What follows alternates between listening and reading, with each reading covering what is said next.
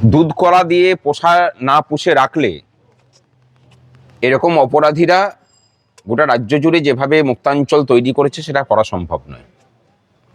তার বাইরেও কিন্তু সুরজ বক্স নয়, সুরজ বক্সের মাথার উপরে পুলিশ প্রশাসনের সর্বোচ্চ স্তরের নেতৃত্বের হাতও কিন্তু আছে। এটা আমাদের কাছে খবর যেমন আছে, আমরা ওনাদের কাছে একদম গিয়ে পরে বলেও এসেছি। আমরা বলেছি যে কবের মধ্যে গ্রেপ্তার করতে পারবেন সেটা জানান আমাদেরকে।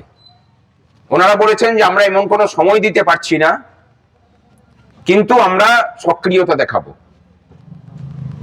দেখুন, এই ব্যবস্থার মধ্যে থেকে, এই ব্যবস্থার মধ্যে যে দুর্নীতি তাকেই আমরা বলছি প্রাতিষ্ঠানিক দুর্নীতি। এই ব্যবস্থার মধ্যে থেকে আমরা লড়াইটা করছি।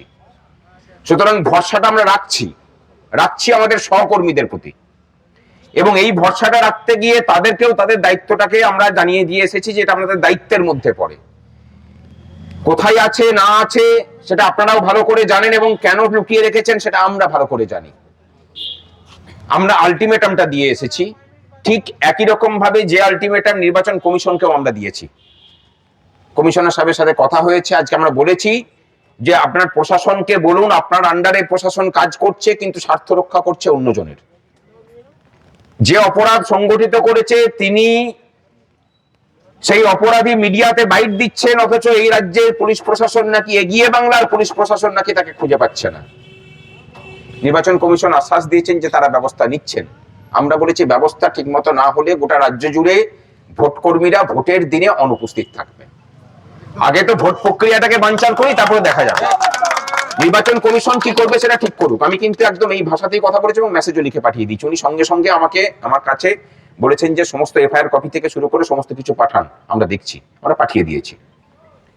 যেখানে আলোচনা ছিল উনি কথা দিয়েছেন যে আমরা আমাদের সর্বোচ্চ চেষ্টা করছি, সময় দিন, মানে অপরাধীকে ধরার জন্য এই এত ঘন্টার মধ্যে ধরে ফেলবো সেটা তার বলতে পারি না। আমরা 16 তারিখ পর্যন্ত আপাতত সময় দিয়ে এসেছি। তার মধ্যে যদি গ্রেপ্তারি না হয় 22 তারিখে ডিসিআরসি থেকে যাবেন না, বাড়িতে থাকবেন।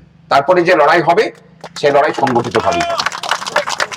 আর পুলিশ প্রশাসনকেও জানিয়ে যাচ্ছি যে তখন যে চাপটা পড়বে সেই চাপটা সামলাতে পারবেন কিনা সেটা আপনারাও ঠিক করে নিয়েন, ভেবে দেখুন কি করবেন। পোলিং পার্সন ওনাদেরকেই বসতে হবে। এই অপরাধীদের স্বার্থ রক্ষা করবেন, নাকি যে ন্যায় প্রতিষ্ঠা করার জন্য জনগণের কাছ থেকে আপনাদের বেতন হয় এবং তাদের কাছে দায়বদ্ধতা এই সিস্টেমের কাছে, তার স্বার্থ রক্ষা করবেন। মেরুদণ্ডটা অনেকটা নুয়ে পড়েছে বিগত 15 বছর ধরে।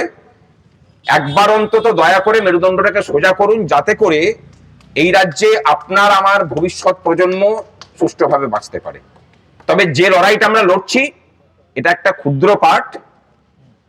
সমস্ত জায়গাটাকে যখন সোজা করতে পারছি তখন এটাকেও করব, কথা দিলাম।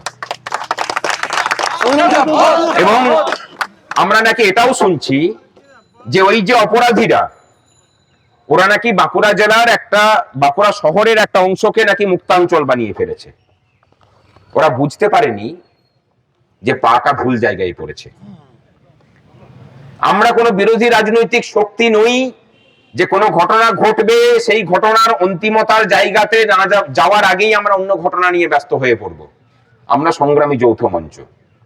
একটা ঘটনা যখন ঘটে তার প্রতিবাদটা কিভাবে করতে হয় এবং তাকে কিভাবে অন্তিমতার জায়গাতে নিয়ে যেতে হয় সেটা খুব ভালো করে আমরা জানি। আমাদের কাছ থেকে ছাড়া পাবেন না, এটা তাদের যারা গডফাদার আছেন এই মাটিতে দাঁড়িয়ে তাদেরকেও বলে দিয়ে গেলাম। এখন সুরজকে ধরা হয়েছে, প্রয়োজন পড়লে আপনাকে ধরতেও কসুর করব না। কারণ মনে রাখবেন যে এই রাজ্য জুড়ে যে লড়াইটা আমরা বিগত 3 বছর ধরে করছি সেই লড়াইটা আমাদের মালকিনের বিরুদ্ধে করছি। তা তার বিরুদ্ধে লড়াই করে যখন টিকে আছি তখন এইসব 2 পয়সা 5 পয়সার নেতাদের বিরুদ্ধে লড়তে আমাদের খুব একটা অসুবিধা কিছু হয় না। ওই সুরজ বক্স দিকে কারা লুকিয়ে রেখেছেন আমরা সেটাও জানি, নাম করছি না। কিন্তু সুরজ বক্সদেরকে যতক্ষণ না গ্রেপ্তার হচ্ছে, ব্যবস্থা নেওয়া হচ্ছে, আমরা ছাড়ছি না। তার জন্য যা করার সেটা করব। আর যতটা চাপ দরকার হলে নির্বাচন কোথায় চাপ দিতে হয় সেটা আমরা খুব ভালো করে জানি। আর আমাদের অনুকম্পা আমাদের পুলিশের সহকর্মীদের জন্য রইল। আমরা সত্যি করেই মানে আপনাদের জন্য অত্যন্ত ব্যথিত এবং কষ্টে আছি যে চাইলে পরেও আপনারা কাজগুলো করতে পারেন না সেটা দেখে। এই শুনছিলাম যে সবার ভোট নিবে কিভাবে তার দায়িত্ব ওনাদের, কিন্তু ওনারা যাতে নিজেরা ভোট দিতে না পারেন তার দায়িত্ব নাকি শান্তনুর নেতৃত্বে তাদের ওয়েলফেয়ার বোর্ড করছে, মানে নিজেরা ভোটটা দিতে পারবে না। আমরা বলে যাচ্ছি আপনাদেরকে, আপনাদের জন্য যে মানে ভোট কেন্দ্রগুলো হচ্ছে সেগুলোকে পাহারা দেওয়ার দায়িত্ব সংগ্রামী যৌথ মঞ্চই নিচ্ছে। আপনারা যাতে আপনাদের ভোটটা দিতে পারেন তার ব্যবস্থাটা আমরা করছি।